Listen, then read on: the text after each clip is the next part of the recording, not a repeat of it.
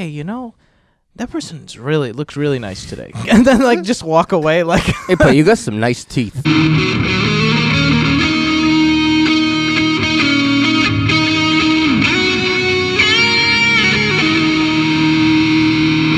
All the way up. All the way up. All the way up. Hello, everyone. My name is Eric, and welcome to the Life Podcast. I'm accompanied by Benji. Hello. Tyler. Like, you're supposed to look at me and say his name. I look down. Tyler, if you don't know your name by now, I mean, that's a pretty big problem, Well, Steve, not everybody Yeah. can get that the first shot, all right? I take a couple times to figure out my name every once in a while. Absolutely. Ugh. That's like your nickname is like Ben, a.k.a. Steve. It's like... So I was talking to myself the other day, and I said, Thomas. So, yeah. Because that's what I call myself. Thomas. You should buy a bike. It's my alter ego. He only comes out at night. Oh, man. Jeez. We never also discussed, this is really random, but we never discussed, because I feel like that was a reference of that reference that you said yesterday, the like water is moisture thing. Oh. You never figured out where it was supposed to be from. I didn't take the time to Google it. No, I didn't either. I did listen to the playback, and I was like, oh, yeah. I think that one's so obscure, though, I think it's a little ungoogleable. Okay. No way. Yeah, Everything is a Googleable. Well, because that's not that's not a highlight from that movie. That's just like something that you grab and be like, oh, that was probably way funnier to me than most of the other people. It should have been, yeah. Fair enough. We got Benji on the phone now, so we're gonna find out what the answer is. Sorry. We're still waiting for the answer. So while we do that, Tyler, what's up? Not much. Coffee. Coffee, definitely coffee. Yeah, we out here, boys. We doing it. You talking about Zoolander? Oh, you ruined it. Well, there you go. That's how long it took. Unless they listen to episode 9 before episode 8, you'll be all right. Yeah, fair enough. I also think that's an obscure enough reference that it's fine. Benji, you get 10 points. Oh, yay. I get 10 points. They're on credit, though. Yeah. Oh, yeah. I need those points back Yeah. by next episode. With a payback 12. Yeah, absolutely, for That's my it. points. So, what did we talk about last time?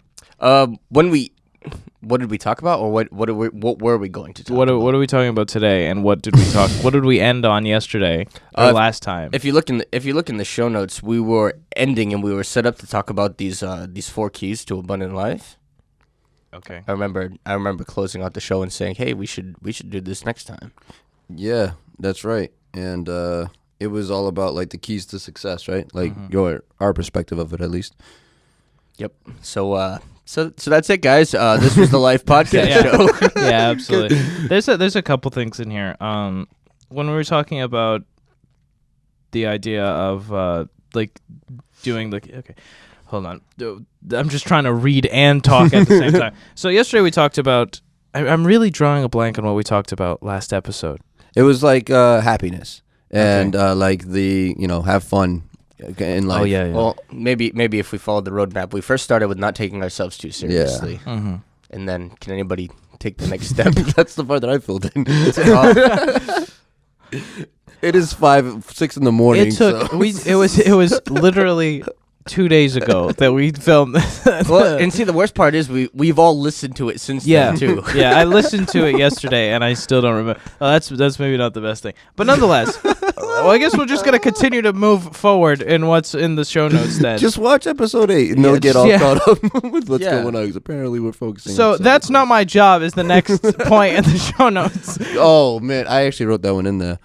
That is like the most annoying thing to me. Hold on, so you want to do that before we do those 4 points? I guess Now that so. we're on it, I yeah. mean, I'm just gonna spit this. right in. I'm just gonna spit out real Yeah. quick how much it drives me crazy when and this is the reason why I got this, because I ended up making a phone call to a company, and the company's name was Lowe's, and I'm calling Lowe's, and I'm on the phone. Shout out Lowe's. Shout out to Lowe's. You need to check your employees. All right, so I'm on the phone, and I'm trying to get to the appliance department. And I get the receptionist, and she asked me what department I want. I was like, all right, appliances, please. And she was like, okay. And she transfers me, and I'm assuming she hit the wrong number. So she transfers me to this guy in electrical. All right, and I know this guy's name in electrical, but I'll keep it anonymous for this reason. You're but just gonna go in. because I feel like I should. For all intents and purposes, his name is Jeff. Yeah, Jeff in electrical picks up the phone and he's like, electrical, and I'm like, oh, I was looking for appliances, and he's like, oh, well then why did they send you to electrical? I'm like, I honestly don't know, buddy. Jeff. And he was like, well, you're gonna have to call back and try again. And he hung up. Nice. Like, instead of like just transferring me, you just like, all right, call back again. Click, and like, Nice. like that's the biggest excuse of like, that's not my job. And even though I think that one is his job. But yeah, no, the whole, and that's why I wrote it in there. It's just that aspect of it's not my job can ruin someone's day. If you just take the time out of your day to just take care of whatever it is, even if it's like transferring a phone call. Yeah. Come on, Jeff. That is true, and I think that's a big issue when it comes to like this poverty mentality or this like minimum wage mentality that a lot of people have, where it's like, okay, I'm gonna that phrase of like, you pay me minimum wage, so I'm gonna do the minimum amount of effort, where it's based off of the other way around, where it's like, if you only provide minimum wage value to the company, you're only gonna get paid minimum wage. Yeah. You know, and this sounds really cold-hearted and sad, but this is corporate America in a nutshell, where it's like the only reason you get paid more for the more value that you generate is so that you don't go to the competitors of the company. Mm-hmm. That's what it is. So the idea is like, if you're a good enough employee where I'm afraid that you will go to my competitor, I have to pay you more to keep you around. That's how value works. I remember I was working 2 jobs at the time. I was working for my parents' cold storage, and I was also working at a competitor's cold storage overnights on Fridays when I started getting into my Friday night gig. But I was working for that company first before the company I work for now. And the boss there was like, man, you are such a good worker. Like, I don't know what it is. Whatever Arctic is paying you right now, I will give you $1 more to come here. Whatever it is. He had no idea what they were actually paying me. It's like, I don't care. It was either $1 or $2 more, but it was like, that was even like $1 raise. Like if I was getting paid $21 an hour, it's like that's significant to just hire somebody on the spot for more than whatever they're getting paid. Mm-hmm. And I was like, oh man, I'm sorry. Like he didn't understand that that's like my family business. Yeah. But just a testimony of that, it's like, oh well, like what. You're working for my competitor. I will scoop you in a heartbeat, and I will make sure that you're taken care of to be like my employee instead. Mm-hmm. It's very well known that big corporations like Google will hire engineers without jobs. So if you're a good enough engineer at Google and your project finishes, they will keep you on payroll doing nothing so that you don't go to the competitors. And they have many engineers who are just not doing anything, who are just on payroll. Must be nice. It must be extremely boring, just sitting at HQ, just like doing absolutely nothing. But I digress. But it's like you get paid an exuberant amount of money to be an engineer who does nothing. Why? Because you're not going to the competitor. And how do you get to that level? You have to work and generate value for the company. And it's like this idea of job descriptions, quote unquote job descriptions, where it's like, if it's not on this piece of paper that I signed, I'm not going to do it. It's like you're just, that mentality is showing your boss that it's like, if you paid me 1 penny less than you pay me right now, I would not be here. And that's like, you're already showing that you're a flight risk and you're a liability to the corporation. So why are they going to improve your wage if you're not going to generate any more value for them? Yeah, you have to invest yourself into the whatever it is that you love to do. Even if it's something that you may not love now, but you're trying to grow into, become a management position, but you have to start a little bit lower. You have to be invested in it with your time and your effort. You can't show up late. You have to be there. And when something's asked of you, you can't, say that you don't want to do it. Just get it done. Unless it's like I've said I didn't want to do some jobs. I'm not gonna lie. I have been asked of some things that were just absurd, and I will say no for those. But for the most part, you know what I mean. If doing an extra thing that really isn't a lot, like sweep up the floor, I'm not gonna say no. Absolutely, sweep the floor. Absolutely, you're paying me to be here, and I mean that's a big place for a boss as well. If we're talking from like a worker's perspective, but if you're a boss, you have to allow people to be able to understand that they're appreciated, that they're valued, that they have stock in the company too, and that their job means so much more than just like I show up, I make my paycheck, and I go home. And when an employee feels valued, and I was reading through I guess I don't want to call it like a survey or something, but it was talking about the different points, and there's like 10 different personalities of an employee, and how do you meet people at that level? Because like if you don't fulfill that need that they're looking for, or if you don't help them accomplish that need that they're looking for, then they'll probably they'll want to split, or you won't get the most productivity out of them. And it's like when you make a company an employee feel valued because of this need, and this need that they have. You'll get a lot more out of them, and they will go above and beyond because they feel like they're valued, and that's huge. Actually, I want to research that and bring that back into the show. That was really good. Absolutely. And it's a back and forth type of thing too, where it's not just the employer who has to make your life amazing. It's also that you have to give the employer a reason to like what you're doing. You know? Absolutely. It's an exchange. It's okay. Well, I can offer this service, and the employer employed you because you had that innate ability of like, oh, okay, like I'm worth investing into. Yeah, exactly, and that's what it is, because they're making an investment in you. I know a lot of people who have corporations where they have to do turnaround with employees. They hire mostly young kids, and it's tough for them because they say all the time where it's like, by the time that the training is done and everything's done, I'm already like $3,000 or $4,000 in at that point. Yeah. So if they walk away once they've been trained, I'm down $4,000, and they haven't generated me any income. So it's hard to find employees now. And you'd think like everybody says all the time where it's like, oh, there's no jobs and there's no things, and it's like I don't believe that. I really don't. I think that it's like you just don't want to do what the jobs require. Yeah, exactly. And it's important to pick the right job too up front, because when you go into an interview, you're also interviewing them. And it's important to remember that. A lot of people go into an interview and you feel like you're the one being grilled. But at the end of the day, like, you're seeing if that company's a good fit for you, especially if you're planning on staying there for more than a year.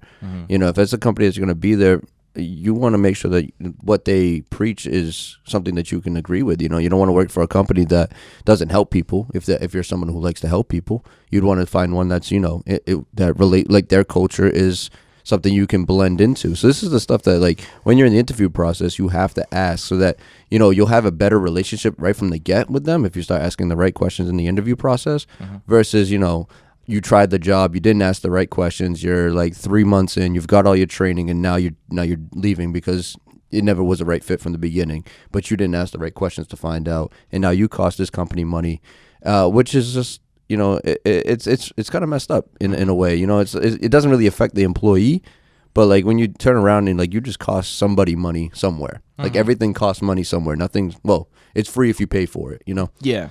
Well, it costed you something. It costed your time. Yeah. I mean, you wasted a bunch of stuff too. You showed up for this job and then you left, and you burned this person and you burned yourself because you wasted all that time. Yeah.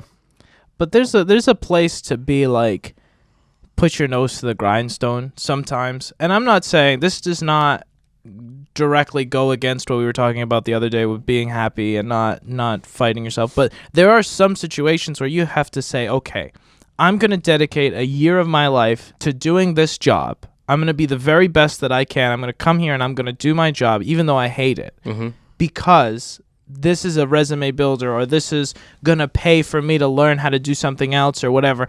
It's like, there is that compromise where it's like, if you're in a place right now where you work a job and you're not happy with it, but you genuinely don't have any other options, start treating that job like it's your dream job.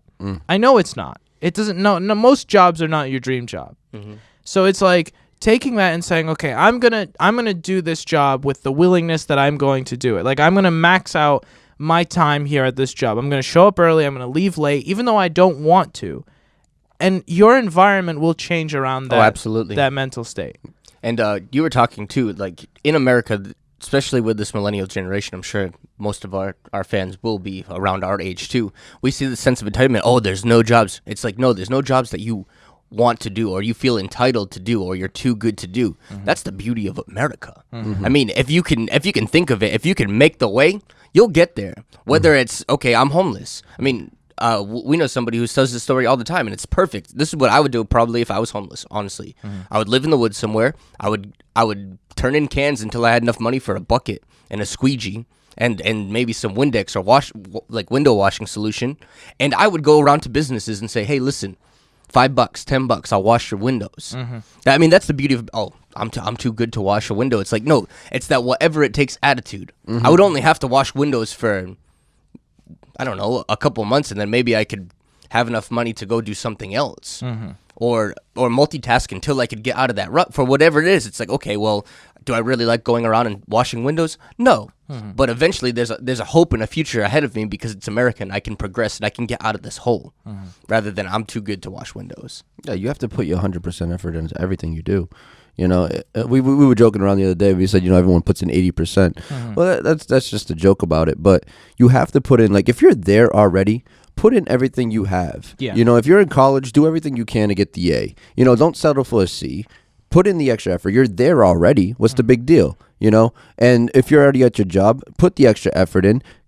Do go above and beyond. You're already there. Why are you going to stop short? If you stop short of the things that you do, you set yourself up like it becomes like a mental barrier for you that everything you do in life will be stopped short. Even in your own personal business, once you get to that point, if that's what your goal is, you have to start training yourself now to go above and beyond so that when you do turn around and you don't have a boss anymore, you can still go above and beyond. Because it's so easy to stop short when no one's over your shoulder.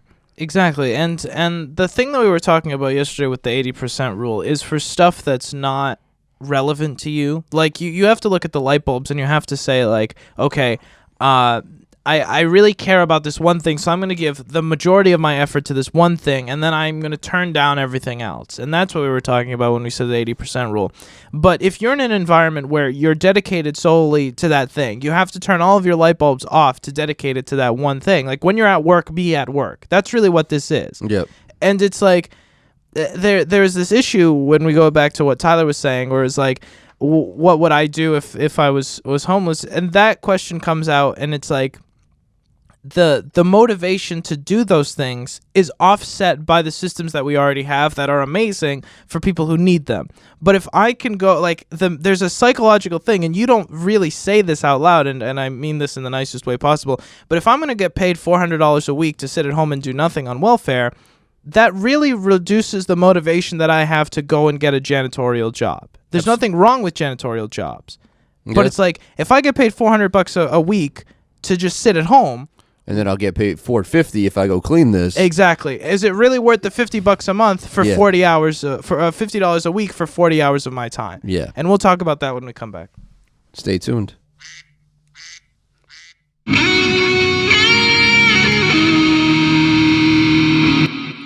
All right, and welcome back. So before the break, we were talking about that's not my job, and during the break, we kind of laid it out like, okay, well, say your boss in a structured company, say your boss says, oh, like, hey, train this person. You can say like, oh, that's not my job, and just be like, I don't get paid enough to deal with somebody else, to babysit this person so that they can have success too. And earlier on, and from last show, we were saying, okay, there's 4 keys to really having an abundant life in every area of life, and this is one that really relates into that. So to go back to the show notes, sorry, I had the timer set it. The few keys to having abundant life and to really progressing and advancing in wherever you are. I mean, these are universal concepts. It's not just in terms of business or work or whatever. But the 4 keys are mentoring others and having success by successors, is really giving out what you have. Because that's the key of having life, is really giving out. Any body of water that doesn't give out stays stagnant and dies and dries up. But we can see here, okay, so a few keys is mentoring others, success by successors, charity and sharing with those in need. So being like hospitable and being generous, saying, okay, well, I know a proverb that says that he who waters himself will also be watered. And we can see people who genuinely have a little bit more money than usual, or they don't have that poverty mindset. They're liberal when it comes to giving. And they say, okay, well, oh, like, you're my friend, don't worry, I'll buy you dinner today. Or, hey, I got it today. Oh, coffee? Nah, that's on me. I got you. I'll throw it out just so that to show everybody, hey, this is what it is. One more idea was develop your character, and we've talked a lot about character development, and that's one that really falls back on us to say, you know, I'm going to have abundant life by developing my character and saying I can act well. I can. We'll dissect that once we get these point by point. And the last one was having a thankful heart and really giving thanks for everything. So taking it back to that shadow of, okay, say you're in this middle management position job. You have a boss above you, and maybe there are some people that are below you. And your boss says, hey, I need to train somebody. Instead of being like, oh, man, I don't get paid enough to take this snot-nosed kid out of college and train him for X, Y, and Z. Like, why are they making me do this? To be able to mentor somebody else and to pour yourself into them, it really shows your value as an employee, where your boss says, okay, I can count on this person to be able to train somebody the right way. I know coming from a business background and my family having businesses, there are certain people when we get a new guy, it's like, oh, this person, like if they don't mind, this person's gonna train them for this aspect because they're really good at this and they're really good at that. So, you have something to say? No, I mean it's one of those things where mentorship is huge in your success. There was one thing on the proverb you quoted. It is you said, "He who waters himself." And I think it was a correction on that. It's "He who waters others will be the himself watered." It's a comma. He who waters himself, comma.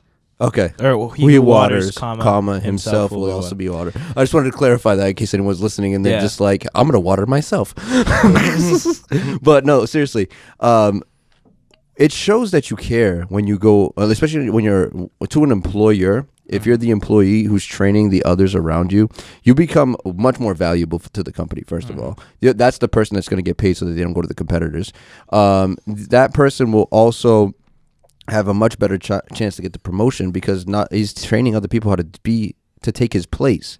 That's what you want to keep doing. Is like, I don't want to stay stagnant for the rest of my life. I want someone to eventually take over what I'm doing, which I probably don't love doing anyways. Train other people to do it for me so that I can move up, and then whatever's behind me is still getting taken care of. We talked about that last show a little bit. We did. We touched on that. Yeah. That concept also transfers to your boss too. You have to understand that being a leader is based off of having the ability to explain things and being able to lead a population. Your boss wants to go up higher too. So it's like you have to understand that somebody is going to need to replace your boss, and if your boss is giving you responsibility, you're the logical next step to replace him or her. And it's an honor even having that responsibility and be like, oh, this guy's making me train this dude. Like, oh, this stinks. This is hard of my pay grade. It should. If you can just flip that mentality of saying like, wow, you know, my boss actually trusts me to be able to pour out whatever I have into this guy. Obviously, I'm of value, and this is important, and that goes back to the boss aspect. If your boss doesn't make you feel like you're valued or doesn't give you that value, you won't intrinsically default to, oh wow, you know, it's an honor for me to train this person. It's like, I don't get paid for that. You don't care. You're just going to make me train this person, so you don't have to do it. Exactly. And have like whoever's above you, have their back. You know, figure out what your boss's job is. Figure out what he's responsible for, and make sure that he's like not in a like condescending way, but make sure that everything's getting done, because there's a lot usually to do with those upper level positions, and sometimes some things get missed. But the best person behind him is the person that, like, every time he misses something, the person right behind him is taking care of it without even asking. You know, and then he turns around and like, wow, all right, awesome, you really know what you're doing. And and then now you're starting to train yourself to move up while you're training the person behind you to do that for you. You know, because everyone has a lot of, like, your hands at different places. There's a lot of things that can be forgotten. But if you have somebody who's got your back, you're going to want to keep them around, right? You're not going to want to see them leave. You're going to do whatever you can do to keep them there. And if that means more pay, then this works full circle. If you would do that in your life, somebody else would do that for you. You know, and so I don't want to say be better, but absolutely. You think of assistants. Like, in the corporate world, it's very clear, like, this happens all the time, where it's like, if you have a low-level manager and you're the assistant to that low-level manager, a lot of times when that person gets promoted, you go with them. Like, there are so many times where it's been like VPs of companies have had the same assistant since they were managers of districts, you know? So just because don't think that, oh, me working harder gets my boss a promotion and that doesn't help me. There is very real visual things where it's like, if you help your boss do better, you will too get promoted with that person. You know, so there's something intrinsically powerful about being able to say, I'm going to do my best so that this person can do their best. And even when it comes down to, like, you know, for me personally, in the music industry, right, you have, when you go into, like, as a mixing engineer, you have your assistants, and then you have your interns, you know, and the interns are like the lowest level of the barrel. You know, you're coming in, you're running coffee, you're coming in, you're asking people what they want for food, you're cleaning, you're fixing things, whatever you can find, you're making yourself look busy to make yourself valuable to whoever is the, you know, the leader of that studio. And if you're just coming in and you just kind of sit there on your phone all day, and you don't help anybody, and you don't go out of your way, and you're not making sure that things are running smoothly, they don't need you. You know, it's the person that comes in, cares about their job. Every time they turn around, there's like something getting fixed. You know what I mean? That refrigerator hasn't been running forever. You came in. That's not your job to fix a refrigerator, but you came in, you fixed that refrigerator. Wow. Like, thank you. We're going to keep you around now. You know, and that's the things that you have to keep in mind. And granted, that is like, studio running is definitely more like I have to prove myself than other places, but it's the same mentality. When you come in, you're there anyways. Instead of sitting on the couch doing nothing for the 8 hours that you're stuck there, you see a problem, put yourself in front of it and try to fix it. And people will recognize that. Granted, that's not your job. I understand that. When you came in, fixing the refrigerator wasn't on the paper. I get that. But doing that, it proves that you care. More than the person who's been staring at the broken refrigerator for the last, and it was only, you know what the problem was? It wasn't plugged in. You know what I mean? It could be that simple where you just pull a Fonzie, just give it a quick punch. Yeah, just it could be that simple. I mean, it also could be very complicated. You can't fix it, then don't fix it. Don't electrocute yourself. But it's like that concept of like, try. All right, so that transitions into the next characteristic, and that's really important too. It's charity and sharing with those in need. It's really giving without any strings attached. To say, I'm going to do my best in this job, and I'm going to do it without any strings attached, and that will really set you apart. I got an email this morning that has a quote on it, and I like to I get these emails every day, and I just don't read most of it, but I get a quote every once in a while, and it said, today's quote, legitimately, no joke, was, "Poverty follows the poor." And this concept of when you don't have, and that's like that's the reason why this quote was there, was because it's a multifaceted concept. But this works here too, where it's like the idea that the more you squeeze, the more things run out from the sides of your hands. Where it's like, if you have an open hand, you have the ability to hold on to more than if you like squeeze so tightly that things start flying out. Right. And we were saying the people who really tap into this concept, that they're okay with, I'll buy you coffee today, or I'm gonna go in, I'm gonna be a blessing to all those around me. I'm just gonna take care of everybody. What do you want for lunch? Oh, don't worry, guys, I got you. That's a huge place to come, and it's without any strings attached. Yeah, they're just like generally happier people. Like you notice these people where it's like, it's the people who try to be so stingy and so tight with their money end up spending way more money than the people who are just like, yeah, sure, whatever, it's fine, like I'll buy you a coffee, whatever. And it's interesting to see, because I think that's like a deep psychological switch, that it's like, if you stop looking, I'm not saying go and spend money frivolously, but the idea of not being so like stingy for every little penny, you know, penny smart, dollar foolish, or something. Yes, exactly.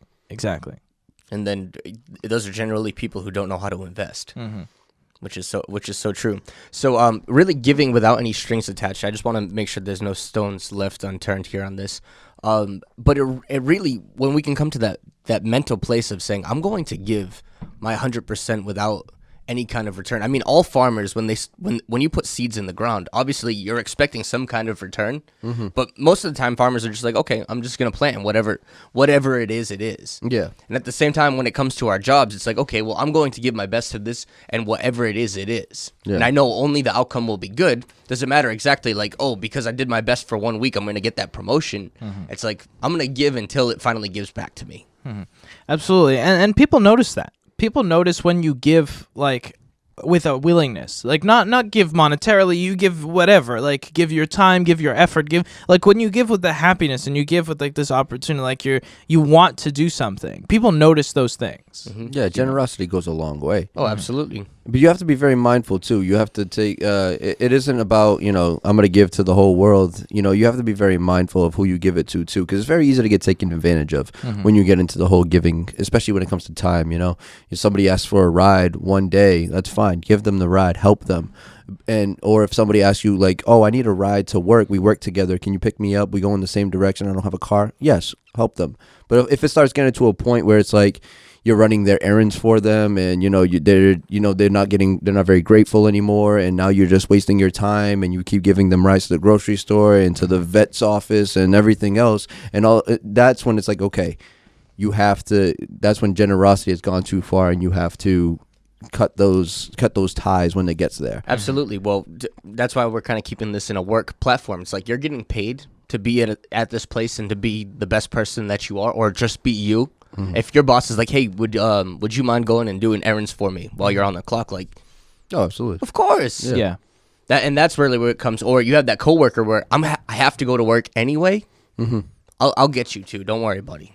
Yeah, and those things go a long way. It doesn't always have to come in monetary fashion. You don't always have to get the bill. It's just you and how you.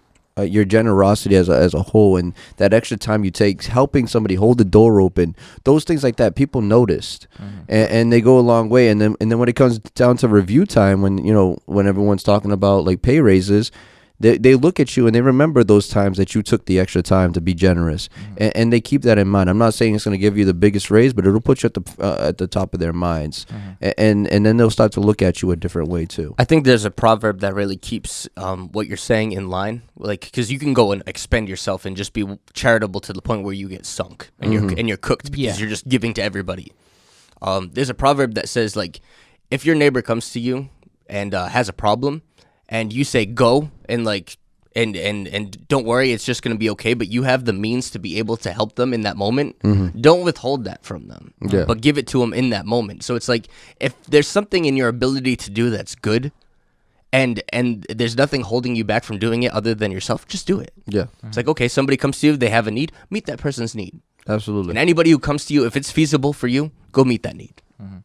Yeah. I think it really boils down to when you're at work, be at work. Like wholeheartedly be at work and do whatever it is, and people will notice that. It's just we think that people don't notice anything, and it's like people really do notice things. An example of this, I don't say this because it's like, oh, I'm a great worker or whatever, but like I've been working at the same place for like 3 years at night, and my boss's boss notices that I'm there all the time. Yeah. So it came to the point where my boss's boss was like, make sure that guy doesn't leave and pay him whatever it takes to not have him leave. And that's something that happens a lot. So like one day my boss was like, hey, listen, I'm just going to raise how much you get paid. And I was like, okay. And it's like, that sounds like an outlandish concept, but it's like that does happen. You don't necessarily, if you're a good worker and I'm not saying I'm the best worker in the world, but it's like if you go there and you want to work and you show that you want to be there, people will notice, and that shows that you're generating a value for the corporation. We say this all the time. Just show up. Yeah. That's half of it. Yeah, if you're just showing up, people will notice, and show up on time. And, if you could be the last person to leave, then be the last person to leave. I say that. I'm not ever usually the last person to leave something. But unless it's like something that I, like the studio, I'm the last person out always, So if you really care about it and you want to move up, you have to sacrifice a little bit and be the first person in, last person out at all costs. So we're going to take a break and we'll grab on to the last 2 points. Stay tuned.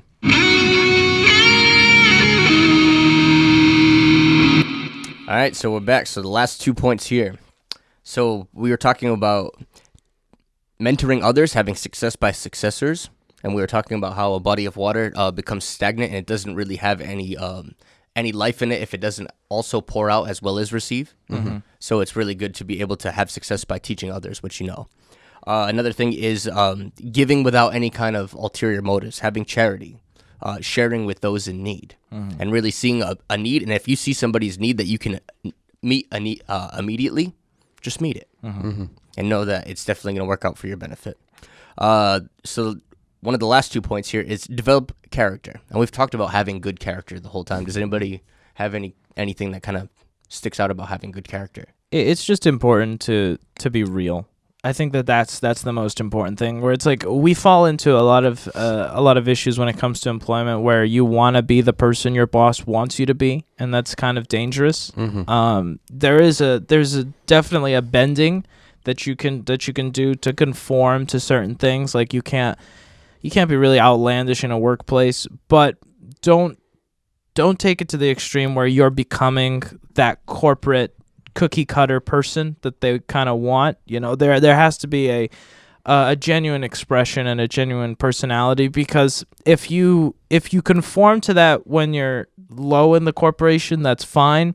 But then when you get higher in the corporation and you want to start branching out and being like tired of that confinement, people are going to question why you're changing. Is it because you're going higher in the ranks? So it's easier to just be whoever you are from the beginning. That's key, actually, especially when you, I think you brought it home when you said, especially when you start moving up. Because when you come in as an employee and, everyone around you, you become, they get to know you in a certain way, and then when you start to move up, and now you can't really have the friend relationship that you had at one point, because now you're, a superior, and it gets worse and worse as you get higher and higher. So people start to look at you in different ways. So it's very important to be very real out the gate and let your true character show, so that when you do move up, you don't really change. Your responsibilities have changed, and people will respect you for that, instead of like, oh, this person was like really cool with us, 3 weeks ago, but now he's promoted and now he doesn't even look at us, kind of thing. And that can really hurt you, as because people start to look at you very funny after that, and that shows a side of you that wasn't real, and you have to, so out the gate, you have to come in very authentic if you're going to build any type of character, because and that's the best way to build your character, is being real, be who you are. And okay, so let me grab that really fast. Yeah. So talking about character, because we're just kind of talking theory, practical. There are some toxic behaviors that you can address right away. Like, oh, what does character even mean? A lot of people, you talk about character all the time. People don't understand what character is. Things that are toxic in the workplace in regards to characters, something like gossip. Talking bad about your boss, talking bad about others. Nobody wants to be around somebody who gossips in the workplaplace. No. That's so destructive and so disgusting. And That's easy enough. It's like, okay, don't go around and talk about other people. You're paid to do a job, not talk about Hey, Benji, others. you heard what I heard about Tyler? I did. Yeah. I hear all the gossip about Tyler. Y'all are fired. GG. Here come the welfare office. We had a good run. Other things as it comes to practical application for character. What are toxic attitudes and behaviors in a workplace? Oh, things like procrastination. Or like you said earlier, tying the whole beginning of the show together, that's not my job. Yeah. I am not going to just do what I'm supposed to do. There was, to back it up really quickly, there's this thing that I heard that a lot of, that somebody said, it's like, if you really want to change the way that people look at you, gossip good about them behind their back. Woo! Like, it's like an interesting, like, reverse psychological thing. Like, if somebody leaves and then you go to the other person and like, hey, that person's looks really nice today, and then like just walk away. Like, hey, but you got some nice teeth. Yeah, but not directly to their face, but like to the side. And they say that works very well. I don't know, but I bet it does. I'm sure it does. Yeah. But really taking that to the next level and just being genuine and being who you are and being real with the people around you, that's really important. Right. So things like practical application of character is like having a good attitude, gonna say that. and not gossiping. Those are probably like number 1 and 2. Yeah. If you show up to work willing to work and having a good attitude about it, and then not going around and talking bad about other people. I don't even want to say, like, having a good attitude is good, but having a consistent attitude. Oh, talk about it. It's like, you don't have to go in and pretend to be somebody you're not. Like, if you're not just happy-go-lucky, peppy person, like, Jeff is in the corner. Sorry, I remember Jeff from Lowe's. Jeff is, Jeff. He got his way in. It's proverbial Jeff. Yeah. He hasn't made too many appearances on this show, but he'll be there. Yeah. So if you're not that happy-go-lucky person, that's okay. Just be consistent with your attitude. Like, be the person who people expect you to be. Exactly. That's huge. Yeah. Like, don't one day come in and you're like through the roof angry, and then the next day come in and you're this happy guy. And people will look at you differently. They won't even want to approach you. That's really with anybody. It's like, well, you never know what you're gonna get by the way the wind wind blows is that's how that person is. You can't really expect much out of that person because you never know what you're gonna get. Yeah. There's an acronym. It's WYSIWYG. I don't know if any of you know that acronym. It's usually used in web design. It's what you see is what you get. Oh, That's fair enough. Tyler was like, he's going way off. No, but it's what you see is what you get. The idea that it's like this thing is exactly what it is. Yeah. You design based off of, you see it now, that's how it's going to look. And that's important with being in an office environment or being in any environment, is like making sure that what people see is what they get. Yeah. I mean, it's one thing to go above and beyond, but for now being a boss and looking down on an employee, to have a predictable employee or a dependable employee is probably the better word. Yeah. To have a dependable employee, it's like, I know what I'm going to get when I ask this person to do something, so I'm going to ask them to do it. And if your boss is always asking you to do stuff and not like other people around you, instead of being like, oh, this guy just makes me do all this stuff. Yeah. I mean, if you have in theory, if you have a good boss, he's probably asking you because he knows those other two people are just like placeholders, and they're here just because you need an extra volume of people. But it's like my jobs that actually matter, I have to give to this guy because he's my best worker. All right, and that kind of brings us to the last point. Yeah, the last person. The last point would be being thankful. Yeah. And having a thankful heart, and that's huge in anything that we do. Yeah, We've used this all as like a workplace shadow, but really, if you walk into any kind of situation with Thanksgiving, like, instead of like, oh, it's Monday again, or oh, my job, oh, my boss, like, I'm thankful that I have a job right now. I'm thankful that I get 40 hours a week to be able to to sustain my life. I'm thankful that I have a roof over my house. Instead of like, oh, my house is falling apart. It's like, well, I'm thankful that I at least have one. Or my car's falling apart, but I'm thankful that I don't have to take the bus to work. That's huge, and that's a real like key to success, is just be happy with what you have. No, don't be content with it, but be happy that you have it. Be happy with the friends that you do have today that are still around. Be happy with that broken car that at least it still moves. Be happy that you have food on the table every day. These are the little things. It's all the small things that are a part of life. That if you didn't have those things, it would be even more difficult. So you have to be thankful for what you do have. And it changes your mindset too, because it goes back to a few episodes back where we're talking about positive minds. Like, what you speak is what you have, and remembering that, like, if you're thankful for the things that you have, then the world will give you more. And that's the idea of, like, be very happy with everything that's around you now. As you move forward, yes, do we want more? Of course we do. We're humans. This is what we do. We always want more than what we have.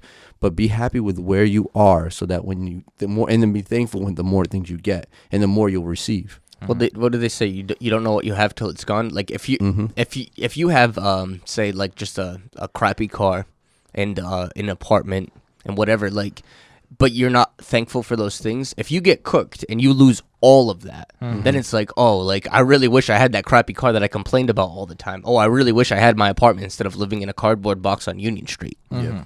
Absolutely, and forcing yourself into that situation is very important too, where you're like, well, I'm not happy right now. If you take a sober look at yourself and you're like, am I like being happy, or am I being grateful for the things that I have?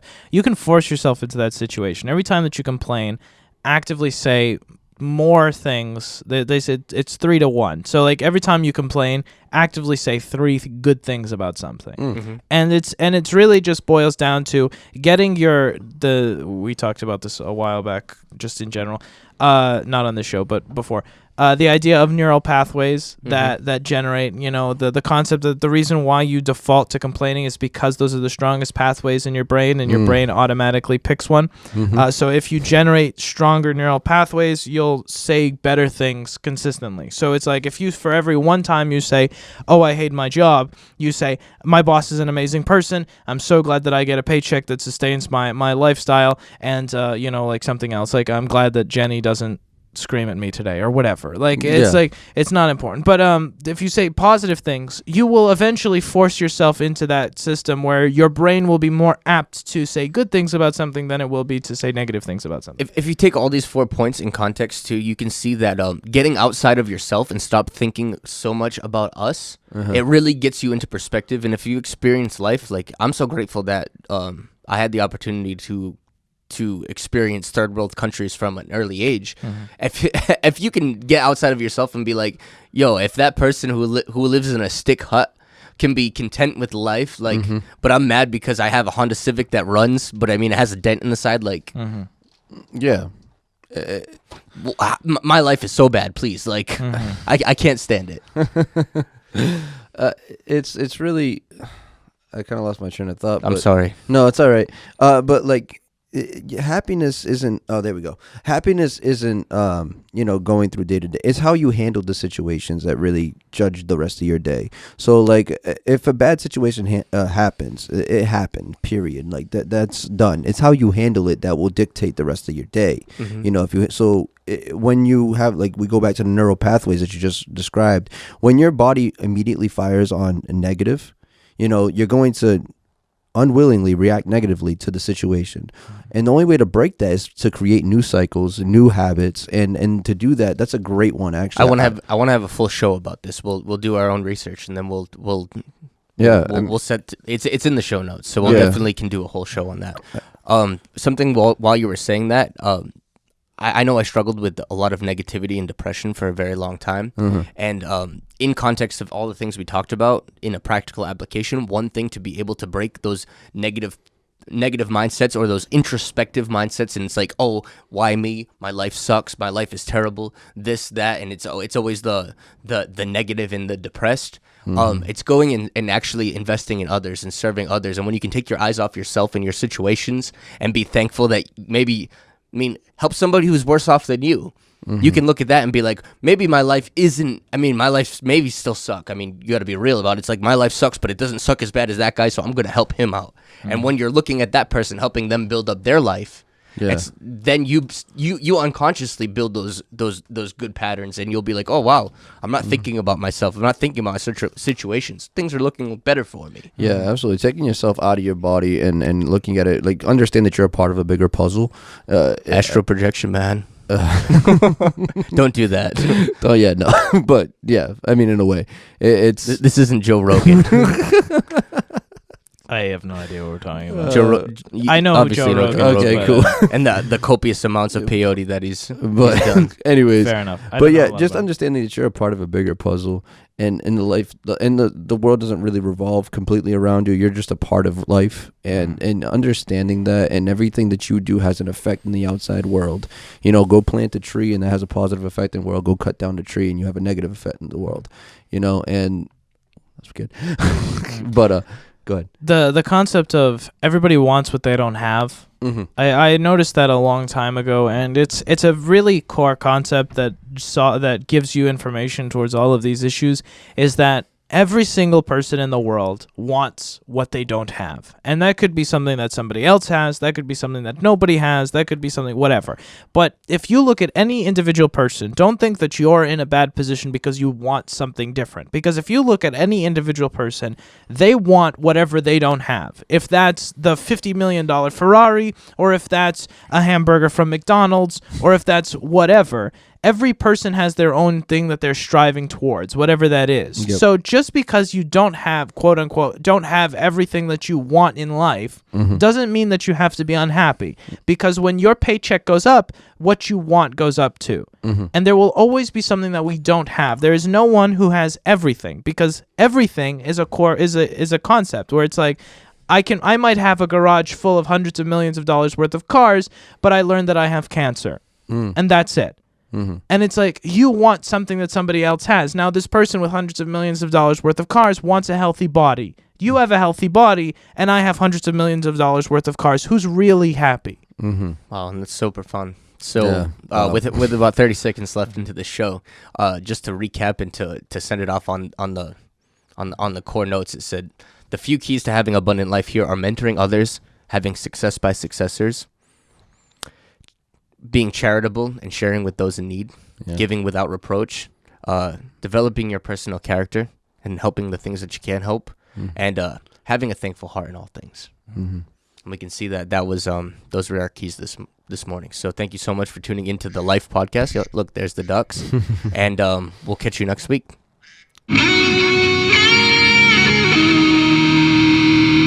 Thank you for listening to the Life Podcast Show. We really appreciate all your support. We meet every Monday, Wednesday, and Friday morning just to talk and share our perspectives on everyday life situations. If you haven't already, please share this with your friends and give them a chance to join the conversation. Also, if you liked what you heard today, rate our podcast. The higher the rating, the longer we can keep this going. And a special thanks to our future sponsors that will soon partner with us on this journey. If anyone would like to contact us, please email us at thelifepodcastshow@gmail.com. One word. That's thelifepodcastshow@gmail.com. Be blessed and have a wonderful day. Day.